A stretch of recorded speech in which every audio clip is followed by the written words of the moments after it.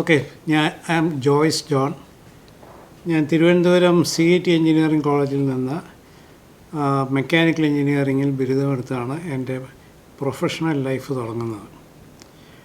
അന്ന് mechanical engineering പഠിച്ചു കഴിഞ്ഞാൽ എന്ത് ചെയ്യണമെന്നുള്ളതിനെപ്പറ്റി ഞങ്ങളിൽ പലർക്കും ഉണ്ടായിരുന്ന ധാരണ കേരളത്തിന് പുറത്തേക്ക് പോവുക, ഏതെങ്കിലും ഒരു നല്ല ഇൻഡസ്ട്രിയിൽ ജോലി നേടുക, അതായിരുന്നു. മറ്റൊരു സ്ട്രീം ഉണ്ടായിരുന്നത് സാമാന്യം നല്ല ഒരു റാങ്ക് കിട്ടി പാസ്സായാൽ കോളേജിൽ തന്നെ ലെക്ചറായിട്ട് ജോലി കിട്ടുമായിരുന്നു. ഈ സിവിൽ ആൻഡ് ഇലക്ട്രിക്കൽ സ്ട്രീമിലുള്ളവർക്ക് സ്റ്റേറ്റ് PWDയിലോ അല്ലെങ്കിൽ ഇലക്ട്രിസിറ്റി ബോർഡിലോ റാങ്ക് വെച്ച് അവർക്കും ജോലി കിട്ടുമായിരുന്നു. ഇപ്പം ഞങ്ങൾ മെക്കാനിക്കലിലുള്ളവർക്ക് അൺസോളിസിറ്റഡ്, ഞങ്ങൾ ആപ്ലിക്കേഷൻ അയക്കാതെ ലെക്ചറായിട്ട് ജോലി കിട്ടിയിട്ടുണ്ട്. എനിക്കും അങ്ങനെ ഒരു ജോലി കിട്ടിയതാണ്. അത് കോഴിക്കോട്ടെ റീജിയണൽ എഞ്ചിനീയറിംഗ് കോളേജിൽ ലെക്ചറായിട്ട് ഞങ്ങൾ 3 പേർക്കോ 4 പേർക്കോ മറ്റോ ജോബ് ഓഫർ വന്നു. എനിക്ക് ലെറ്റർ കിട്ടി. എനിക്ക് ഈ പഠിപ്പിക്കുക എന്നുള്ള കാര്യത്തിൽ വലിയ താല്പര്യമില്ലായിരുന്നു. കാരണം ഞാൻ അത്ര വലിയൊരു സ്റ്റുഡൻറ്റ് അല്ലായിരുന്നു എന്നതുകൊണ്ടാണോ എന്നറിയാൻ പാടില്ല. എനിക്ക് ഒരു ക്ലാസ്സിൽ പോയി പഠിപ്പിച്ചാൽ അതിന് ഈ സ്റ്റുഡൻസിന് എന്തായിരിക്കും അതിൻ്റെ അനന്തരഫലം എന്നൊക്കെ ഒരു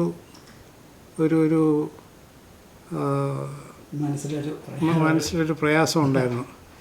അതുകൊണ്ട് ഞാൻ I was A good student. പക്ഷേ അതുകൊണ്ട് ഗുഡ് ടീച്ചർ ആയിക്കൊള്ളണമെന്നില്ലല്ലോ. അത് കാരണം ഞാൻ ആ ഓഫർ അക്സെപ്റ്റ് ചെയ്തില്ല. ആ ഓഫർ അക്സെപ്റ്റ് ചെയ്ത എൻ്റെ ഒരു സുഹൃത്ത്, ക്ലാസ്മേറ്റ്, അദ്ദേഹം റീജിയണൽ എഞ്ചിനീയറിംഗ് കോളേജിലെ പ്രിൻസിപ്പലും അതിനുശേഷം നാഷണൽ ഇൻസ്റ്റിറ്റ്യൂട്ട് ഓഫ് ടെക്നോളജിയുടെ ഡയറക്ടറുമായി, ഡോക്ടർ MP ചന്ദ്രശേഖരൻ.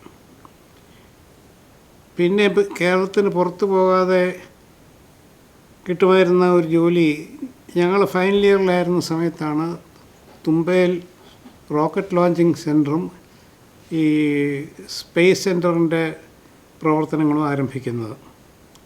അപ്പോൾ അവിടെ എന്തെങ്കിലും കിട്ടുമോ എന്നുള്ള ഒരു വ്യക്തമായ ധാരണയില്ലായിരുന്നു. പക്ഷേ ഞങ്ങൾ കുറച്ച് പേർക്ക് ബോംബെ ഭാഭ ആറ്റോമിക് റിസർച്ച് സെൻറ്ററിൽ BARC അവിടെ ഇൻ്റർവ്യൂവിന് കോൾ കിട്ടി. അപ്പം ഞാൻ ആലോചിച്ച് നോക്കിയപ്പം അത് ഈ ന്യൂക്ലിയർ റിലേറ്റഡ് വർക്കാണ്. അപ്പോൾ അങ്ങനത്തെ സ്ഥലങ്ങളിൽ പോയി ജോലി ചെയ്താൽ അത് നമ്മുടെ ഹെൽത്തിനെ ബാധിക്കാൻ സാധ്യതയുണ്ടെന്ന് എന്തോ ഞാൻ വായിച്ചു. അത് കാരണം അവിടെ പോകണ്ട എന്ന് തീരുമാനിച്ചു. അതിൽ എൻ്റെ സുഹൃത്തുക്കൾ ചിലരവിടെ പോയി. അതിൽ പോയതിൽ 3-4 പേർക്ക് സെലക്ഷൻ കിട്ടി. അപ്പം അവരുമായിട്ട് സംസാരിച്ചെന്ന് മനസ്സിലായി എന്നെയും അവർ സെലക്ട് ചെയ്യാനായിട്ട് ഇരുന്നതാണ്. പക്ഷേ ഞാൻ പോകാഞ്ഞതുകൊണ്ട് അവർ സെലക്ട് ചെയ്തില്ല. അവിടെ പോയ ആളുകളാണ് പിൽക്കാലത്ത് ISROയിലേക്ക് ഡെപ്യൂട്ട് ചെയ്ത് ISROയുടെ മുകളിലേക്കുള്ള കേഡേഴ്സിൽ കയറിയത്. അതിലൊരാൾ ഡോക്ടർ മാധവൻ നായർ, എൻ്റെ ക്ലാസ്മേറ്റാണ്, സുഹൃത്താണ്. അദ്ദേഹം ISROയുടെ ചെയർമാനാകുകയും ചെയ്തു. അതൊക്കെ വേറൊരു കഥ. ഞങ്ങൾ പാസ്സായ ആ വർഷം, അതായത് 1966, അന്ന് നടന്ന ഒരു പ്രധാനപ്പെട്ട സംഭവം, ആദ്യമായിട്ട് ഇന്ത്യൻ റുപ്പി ഡീവാല്യൂ ചെയ്തു. ഡോളറിന് 5 രൂപ എന്നുള്ള നിരക്കുണ്ടായിരുന്നത് 1966 ഇന്ത്യ ഗവൺമെൻറ് 8 രൂപ എന്നാക്കി. അങ്ങനെ ഒരു ഡീവാല്യൂഷൻ നടന്നു. ആ ഡീവാല്യൂഷൻ കൊണ്ട് ഇന്ത്യൻ സമ്പദ് വ്യവസ്ഥയ്ക്ക് കാര്യമായ ചില ബുദ്ധിമുട്ടുകളുണ്ടായി. അതിലൊരു ബുദ്ധിമുട്ട്, ഈ പുതുതായിട്ട് തുടങ്ങാൻ വെച്ചിരുന്ന പല വ്യവസായങ്ങളും അതിൻ്റെ ഉദ്ഘാടനം അല്ലെങ്കിൽ അതിൻ്റെ പ്രവർത്തനങ്ങൾ മാറ്റിവെക്കേണ്ടി വന്നു. അത് ഈ ജോബ് ഓപ്പർച്യൂണിറ്റീസിനെ വളരെയധികം ബുദ്ധിമുട്ടുണ്ടാക്കി. അപ്പം എനിക്ക് ജംഷഡ്പൂരിലെ ടാറ്റ അയൺ സ്റ്റീലിൽ ഒരു ഇൻ്റർവ്യൂ കോൾ വന്നു. അതിന് പോയി.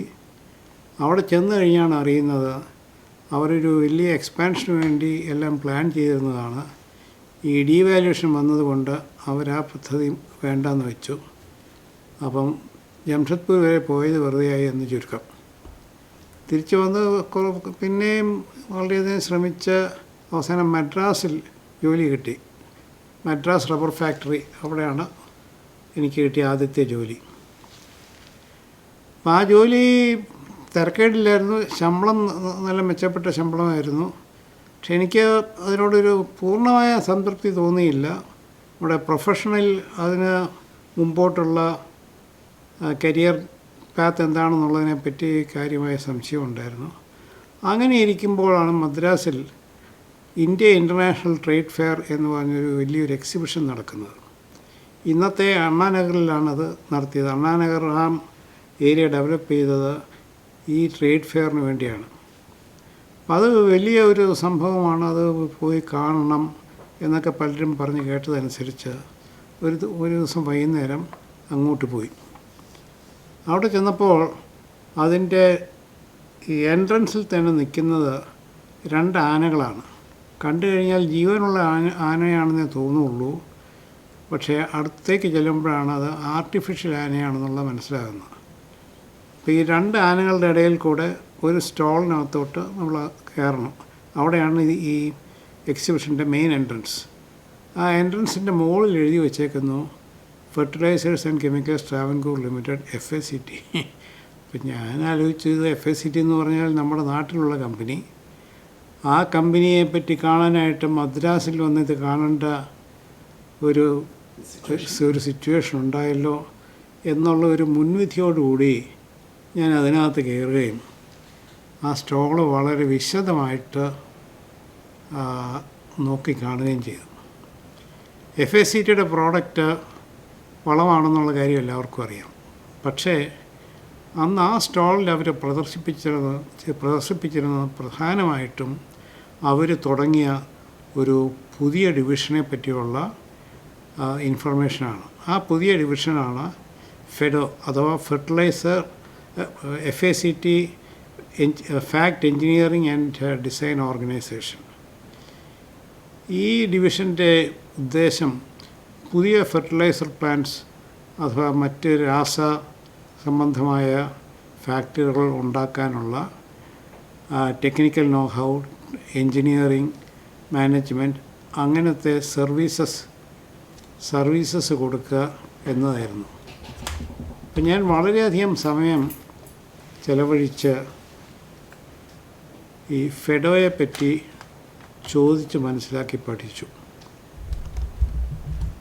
അപ്പം അന്ന് മനസ്സിലാക്കിയ വസ്തുതകൾ വെച്ച് നോക്കുമ്പോൾ എൻ്റെ കരിയറിൽ ഞാൻ എന്തൊക്കെ ചെയ്യണമെന്നോ എന്തൊക്കെ ആകണമെന്നും ആഗ്രഹിച്ചിരുന്നോ അതെല്ലാം കൂടെ ഒരു പാക്കേജായിട്ട് എൻ്റെ മുമ്പിലേക്ക് തരികയാണ് FACT എന്നുള്ളത് എനിക്ക് മനസ്സിലായി.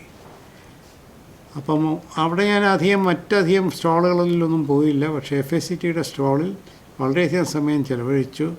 FACTക്ക് വളമുണ്ടാക്കൽ എന്നതിന് പുറമേ ഉള്ള മറ്റ് ടെക്നിക്കൽ കേപ്പബിലിറ്റീസ് എന്തൊക്കെയാണെന്നുള്ളത് ചോദിച്ച് മനസ്സിലാക്കി.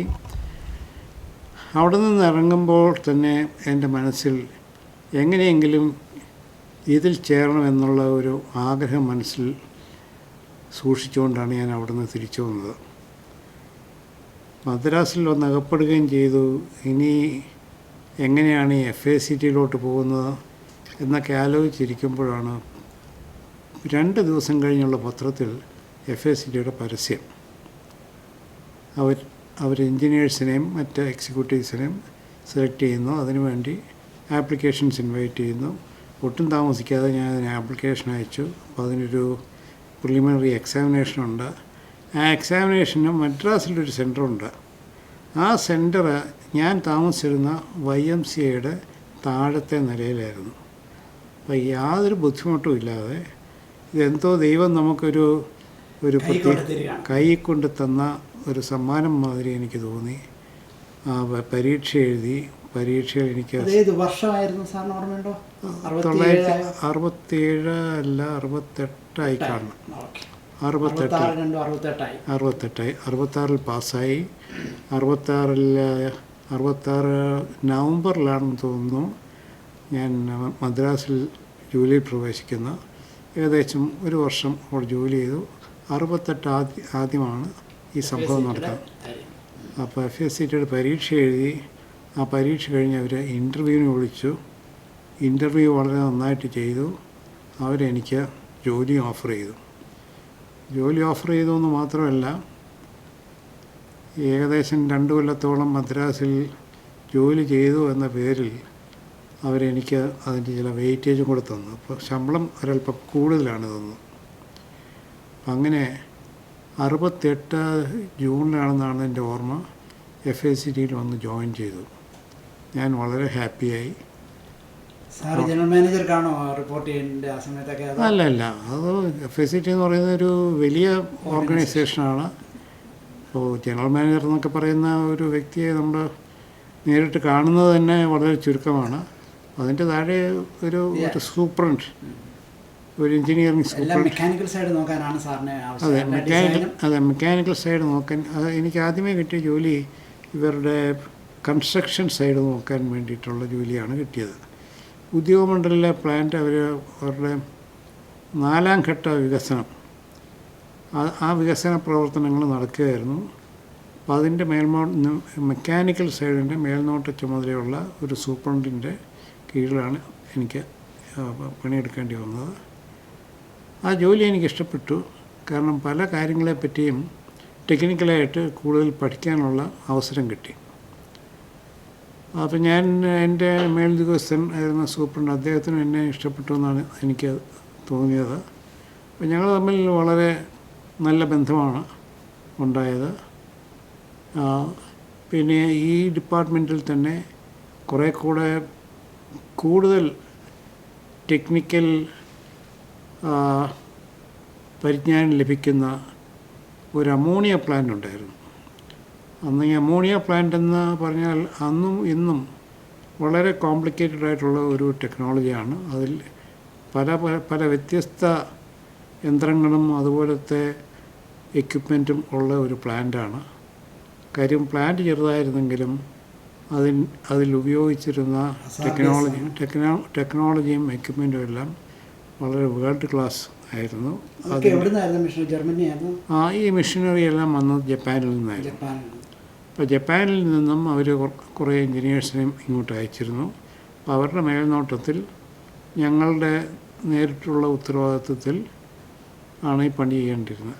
അത് അത്രയും ചെറുപ്പത്തിൽ അത്രയും ഈ പഠിക്കുവാനായിട്ട് ഉള്ള ഒരവസരം ലഭിച്ചത് എൻ്റെ ഒരു ഭാഗ്യമെന്നേ പറയേണ്ടതായിട്ടുള്ളൂ.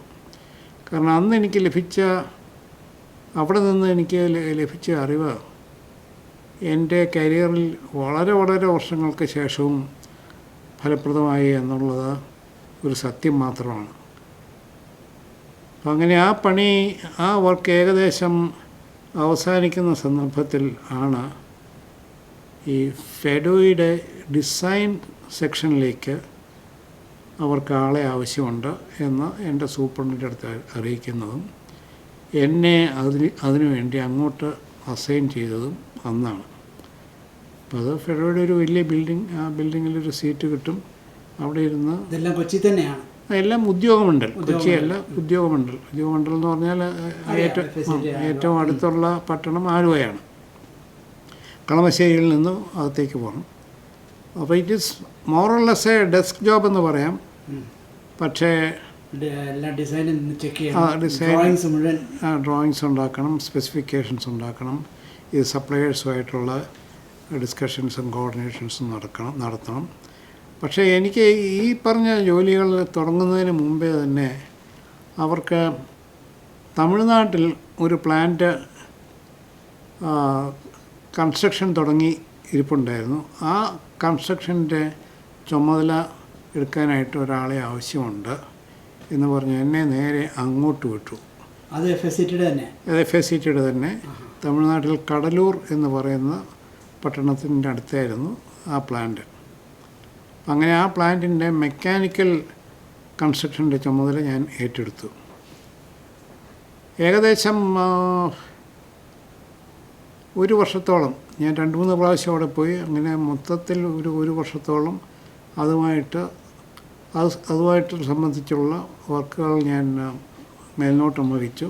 അവസാനം അത് തൃപ്തികരമായിട്ട് പൂർത്തിയാക്കിയതിന് ശേഷം അതിൽ നിന്ന് കംപ്ലീറ്റ് ആയിട്ട് ഒഴിഞ്ഞ് ഉദ്യോഗമണ്ഡലിൽ ഈ ഫെഡോയിൽ തിരിച്ചു വന്നു. ആ സമയത്തും സാറ് ഫാമിലി ആയിട്ടില്ല? അന്ന് ഫാമിലി ആയിട്ടില്ല. അന്ന് ചെയ്ത മറ്റൊരു കാര്യം എന്താണെന്ന് വെച്ചാൽ, എനിക്ക് മുകളിലേക്ക് പഠിക്കണമെന്നുള്ള ഒരാഗ്രഹം ഉണ്ടായിരുന്നു. അപ്പോൾ എൻജിനീയറിങ്ങിൽ ഒരു MSc MTech അതൊക്കെ എടുക്കുന്നത് അത്രയും എളുപ്പമാണോ എന്നുള്ളൊരു സംശയം തോന്നിയിരിക്കുന്ന സമയത്താണ് അറിയുന്നത് കൊച്ചിൻ യൂണിവേഴ്സിറ്റി തൊട്ടടുത്തുണ്ട്. കൊച്ചിൻ യൂണിവേഴ്സിറ്റി ഒരു MBA പ്രോഗ്രാം തുടങ്ങിയിട്ടുണ്ട്. ആ MBA പ്രോഗ്രാം അവർ തുടങ്ങിയേക്കുന്നത് FACTയുടെ സഹകരണത്തോടു കൂടിയാണ്. ഇപ്പോൾ FACTയിൽ നിന്ന് ആർക്കെങ്കിലും അതിന് പോകാൻ താല്പര്യമുണ്ടെങ്കിൽ ഒരു ലെറ്റർ മാത്രം കൊടുത്താൽ മതി, അഡ്മിഷൻ ഉറപ്പാണ്. അന്ന് ഹൈദരാബാദിലെ അഡ്മിനിസ്ട്രേറ്റീവ് സ്റ്റാഫ് കോളേജ് ഓഫ് ഇന്ത്യയുടെ ഡയറക്ടറായിട്ട് ഇരുന്നതിന് ശേഷം അവിടെ നിന്ന് പിരിഞ്ഞ ഡോക്ടർ MV പൈലിയുടെ നേതൃത്വത്തിലാണ് ഈ MBA programme school of management studies എന്ന പേരിൽ അവർ തുടങ്ങിയത്. അപ്പം അതിന് അപ്ലൈ ചെയ്തു, അഡ്മിഷൻ കിട്ടി. അത് ജോലി കഴിഞ്ഞിട്ട് വൈകുന്നേരം എന്ന് വെച്ചാൽ ഏതാണ്ട് 6:30 മണിക്ക് മറ്റോ ക്ലാസ് തുടങ്ങും. രാത്രി 8:30 മണി വരെ ക്ലാസ്സുണ്ട്. പോകാനും വരാനും FACTയുടെ ബസ്സും ട്രാൻസ്പോർട്ടും ഉണ്ട്. സാറ് ഒരാളെ ഉള്ള 2-3 പേരുണ്ടായിരുന്നു സ്റ്റുഡൻ്റായിട്ട്? സ്റ്റുഡൻ്റായിട്ട് അധികവും FACT എന്നുള്ള ആളുകളായിരുന്നു. അതെ, മാനേജ്മെൻറ്റ് സ്റ്റഡീസ്. അത് ഒരു സർട്ടൻ ലെവലിന് മുകളിലോട്ടുള്ളവർക്കേ ഉള്ളൂ. ബേസിക് ഗ്രാജുവേഷൻ വേണം. അതെ, ബേസിക് ഗ്രാജുവേഷൻ വേണം. MBA 3 വർഷത്തെ പാർട്ട് ടൈം കോഴ്സായിരുന്നു. ഇപ്പം 3 വർഷത്തെ പാർട്ട് ടൈം കോഴ്സിൻ്റെ 1 വർഷം കംപ്ലീറ്റ് ചെയ്തതിന് ശേഷമാണ് ഞങ്ങളുടെ കല്യാണത്തിനെ പറ്റിയുള്ള ആലോചനകൾ നടക്കുന്നത്. പിന്നെ അവസാനം 1972 കല്യാണം കഴിച്ചു. കല്യാണം കഴിഞ്ഞതോടെ ഇതിനൊരൽപ്പം ഈ പാർട്ട് ടൈം സ്റ്റഡിക്ക് ഒരു ചെറിയ മാന്യം ഉണ്ടായി. ഇൻട്രസ്റ്റ് കുറഞ്ഞു എന്ന് പറയുന്നത് ചെയ്യല്ല, സമയക്കുറവുണ്ടായി. അപ്പോൾ ഒരു ചെറിയ ഇടവേള ഉണ്ടാകേണ്ടി വന്നു. പിന്നെ ഞാൻ വീണ്ടും പോയി അത് കണ്ടിന്യൂ ചെയ്തു. അപ്പോൾ കണ്ടിന്യൂ ചെയ്ത് അങ്ങനെ ഒരു ഇടവേളയ്ക്ക് ശേഷം കണ്ടിന്യൂ ചെയ്തതുകൊണ്ട് പറ്റിയ ഒരു ഗുണമെന്ന് വേണമെങ്കിൽ പറയാം. ആദ്യമേ ഇവർ തുടങ്ങിയത് ഒരു ഡിപ്ലോമ കോഴ്സായിട്ടാണ്. അപ്പം ഞാൻ ഈ കണ്ടിന്യൂ ചെയ്യാൻ വേണ്ടി തിരിച്ചു ചെന്നപ്പം ഈ ഡിപ്ലോമ കോഴ്സ് യൂണിവേഴ്സിറ്റിയുടെ ഒരു ഡിഗ്രി കോഴ്സായിട്ട് കൺവേർട്ട് ചെയ്തു. അപ്പോൾ അങ്ങനെ ഡിപ്ലോമ കോഴ്സിൽ ചേർന്ന് ഞാൻ MBA ഡിഗ്രി പ്രോഗ്രാമിലെ ഫസ്റ്റ് ബാച്ചായിട്ട് പഠനം കണ്ടിന്യൂ ചെയ്തു. അപ്പം അവിടുന്ന് പാസ്സായി ഇറങ്ങിയപ്പോൾ കൊച്ചിൻ യൂണിവേഴ്സിറ്റിയുടെ MBA പ്രോഗ്രാമിലെ ഫസ്റ്റ് ബാച്ചിലെ ഒരു ഗ്രാജുവേറ്റ് ആയിട്ടാണ് ഞാൻ പുറത്തു വരുന്നത്. അന്ന് സ്പെഷ്യലൈസേഷനായിട്ട് എന്തെങ്കിലും ഉണ്ടോ MBAക്കകത്ത്? MBAക്കകത്ത് സ്പെഷ്യലൈസേഷനുണ്ട്. ഇൻഡസ്ട്രിയൽ മാനേജ്മെൻറ്റ് എന്നുള്ള സ്ട്രീമാണ് ഞാൻ എടുത്തത്. അപ്പോൾ അത് പഠിച്ചതുകൊണ്ട് ഞാൻ എൻജിനീയറിംഗ് വർക്ക് തന്നെയാണ് കണ്ടിന്യൂ ചെയ്യുന്നത്. പക്ഷേ ഈ മാനേജ്മെൻറ്റ് സംബന്ധമായ പല കാര്യങ്ങളെയും പറ്റി പഠിച്ചതുകൊണ്ട് എൻ്റെ വർക്കിന് വളരെയധികം സഹായകരമായി എന്ന എൻ്റെ അനുഭവത്തിൽ നിന്ന് എനിക്ക് മനസ്സിലായി. ഈ ഫെഡോയിലെ ജോലി അന്നത്തെ കാലത്ത് ഇന്ത്യയിൽ അത്രയും ജോലി ചെയ്യുന്ന 2 ഓർഗനൈസേഷൻസേ ഉള്ളൂ. ഒന്ന് ഡൽഹിയിലുള്ള എൻജിനീയേഴ്സ് ഇന്ത്യ, പിന്നെ ഫെഡോയും. ഇത് വിദേശത്ത് മാത്രം ലഭ്യമാകുന്ന ഒരു എൻജിനീയറിംഗ് സർവീസായിട്ടാണ് അതുവരെ കണക്കാക്കിയിരുന്നത്. അത് ഇന്ത്യയിലേക്ക് കൊണ്ടുവരാനുള്ള ഗവൺമെൻറ്റിൻ്റെയും പ്രത്യേകിച്ച് FACTയുടെ അന്നത്തെ മാനേജിങ് ഡയറക്ടറായിരുന്ന ബഹുമാനായ MK നായർ സാറിൻ്റെയും ഒരു ശ്രമഫലമായിട്ടാണ് ഈ ഫെഡോ എന്ന ഒരു പ്രസ്ഥാനം ഇവിടെ കെട്ടിപ്പടുക്കാൻ സാധിച്ചത്. ആ കാലഘട്ടത്തിൽ ഇന്ത്യയിൽ ധാരാളം പുതിയ ഫെർട്ടിലൈസർ പ്ലാന്റ്സ് വരുന്നു, മറ്റ് പല ഈ കെമിക്കൽ ഇൻഡസ്ട്രിയുമായിട്ട് ബന്ധപ്പെട്ട പല കാര്യങ്ങളും വരുന്നു. അപ്പം അതിലെല്ലാം ഭാഗഭാക്കാനായിട്ട് ഫെഡോയിലെ എൻജിനീയേഴ്സിന് സാധിച്ചു. ഏറ്റവും പ്രധാനമായിട്ട് പറയേണ്ടത് എൻ്റെ തുടക്കത്തിൽ തന്നെ കിട്ടിയ ഒരു എക്സ്പീരിയൻസാണ്.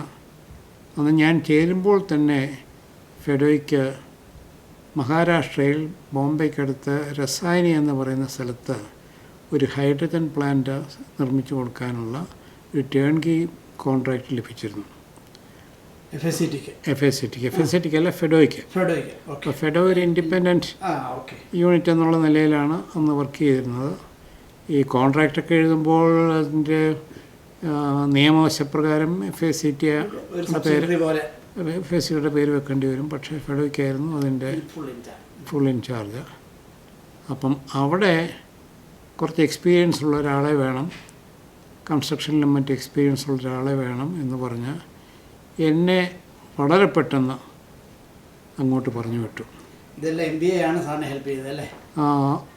എം ബി എയും സഹായിച്ചിട്ടുണ്ടാണ്. അപ്പം ഞാൻ അവിടെ പോയി, അവിടെ ചാർജ് എടുത്തു. അപ്പോൾ അവിടെ കൺസ്ട്രക്ഷൻ നടന്നുകൊണ്ടിരിക്കുകയാണ്.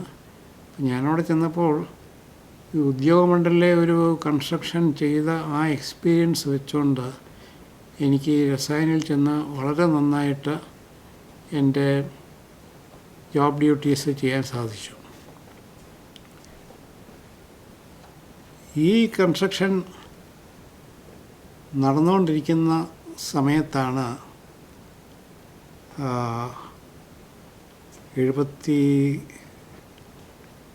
73 ഇന്ത്യ പാകിസ്ഥാൻ യുദ്ധം 71 പൊട്ടിപ്പുറപ്പെടുന്നത്. ശരി, ഞാൻ പറഞ്ഞതിലൊരു ചെറിയ പിശകുണ്ടായി. 71 ആണിത്. അതിനുശേഷം വന്ന് 72 കല്യാണം കഴിക്കുന്നത്. അപ്പോൾ ഞാൻ ഈ രസായനി എന്ന് പറയുന്ന സ്ഥലത്ത് പോകുമ്പോൾ ഞാൻ സിംഗിളായിരുന്നു. അപ്പോൾ ഈ വാറിൻ്റെ ഇടയിലാണ് ഞങ്ങൾ ഈ പ്ലാന്റ് കമ്മീഷൻ ചെയ്യുന്ന പ്രവർത്തനങ്ങളിൽ ഏർപ്പെടുന്നത്. അന്ന് കംപ്ലീറ്റ് ലൈറ്റ് ഔട്ടാണ്, എന്താണ് ബ്ലാക്ക് ഔട്ടാണ്. അപ്പോൾ ആ ബ്ലാക്ക് ഔട്ടിനിടയിൽ ടോർച്ച് ലൈറ്റ് കത്തിച്ചുകൊണ്ട് ഞങ്ങൾ രാത്രിയിൽ വർക്ക് ചെയ്തിട്ടുണ്ട്.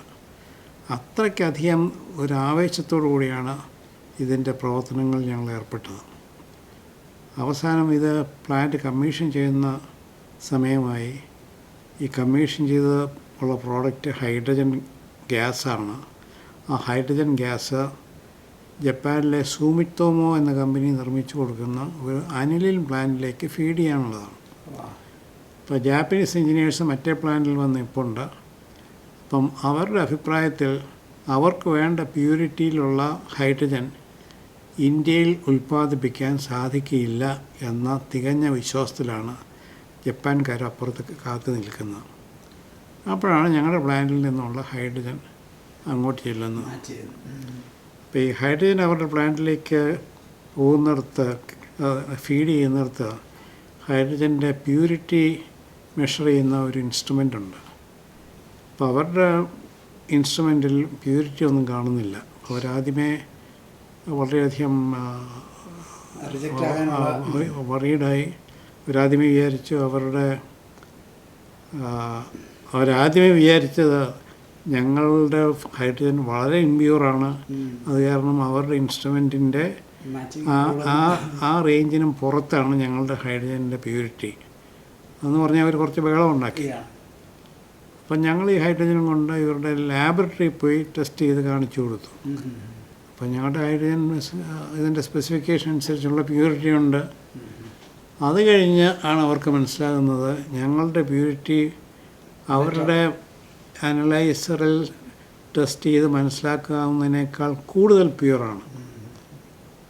അപ്പോൾ അത് അവർക്ക് ബോധ്യപ്പെട്ടതിന് ശേഷം അവർ 2 കൈയോടും കൂടെ കൈയോടെ ഞങ്ങളുടെ പ്ലാന്റിൽ വന്ന് ഞങ്ങളെ അഭിനന്ദിച്ചു, ഇത്രയും നല്ല പ്യൂരിറ്റിയുള്ള ഹൈഡ്രജൻ ഉണ്ടാക്കാൻ സാധിച്ചതിന്. അപ്പോൾ അത് വളരെ ഒരു ആവേശജനകമായ ഒരു എക്സ്പീരിയൻസ് ആയിരുന്നു. ഈ ഞാൻ ചേർന്നിരിക്കുന്ന ആ കമ്പനിയെ പറ്റി എനിക്ക് തന്നെ അപാരമായ ഒരു മതിപ്പും ഉണ്ടായി. പിന്നീട് അവിടുന്ന് അത് കണ്ടിന്യൂസ് അവർക്ക് സപ്ലൈ ചെയ്യണമായിരുന്നോ? അത് കണ്ടിന്യൂസ് ആയിട്ട് അപ്പം ഞങ്ങളുടെ ചുമതല ഈ പ്ലാന്റ് ഉണ്ടാക്കി കൊടുക്കുക, കമ്മീഷൻ ചെയ്ത് കൊടുക്കുക. പിന്നെ കണ്ടിന്യൂസ് ആയിട്ട് മറ്റേ പ്ലാനിലോട്ട് പോകും. ഈ പ്ലാന്റ് ഓപ്പറേറ്റ് ചെയ്യാനായിട്ട് ഹിന്ദുസ്ഥാൻ ഓർഗാനിക് കെമിക്കൽസ് എന്ന് പറഞ്ഞൊരു കമ്പനിയുണ്ട്. അപ്പം അവരാണ് ഇതിൻ്റെ ഓപ്പറേഷനെല്ലാം ചെയ്യുന്നത്. അപ്പം അങ്ങനെ വളരെ വിജയകരമായിട്ട് ഈ പ്രോജക്റ്റ് കംപ്ലീറ്റ് ചെയ്ത് ഞാൻ കൊച്ചിയിലേക്ക് മടങ്ങി. അതിനുശേഷമാണ് കല്യാണമൊക്കെ നടക്കുന്നത്. എങ്ങനെ കൊച്ചിക്കാർക്ക് ഈ വാഴൂരുള്ള സെല്ലിനെ കിട്ടുന്നത്? സെല്ലിങ് വരാതെ ഇരിക്കാണ് കേട്ടോ. കൊച്ചിക്കാർക്ക് സെല്ലിനെ കിട്ടുന്നത് എങ്ങനെയാണെന്ന് ചോദിച്ചാൽ കൊച്ചിക്കാർ പോയി നോക്കി കണ്ടുപിടിക്കുന്നതല്ലോ. അപ്പം അതിനൊക്കെയുള്ള സംവിധാനം നമ്മുടെ നാട്ടിലുണ്ടല്ലോ.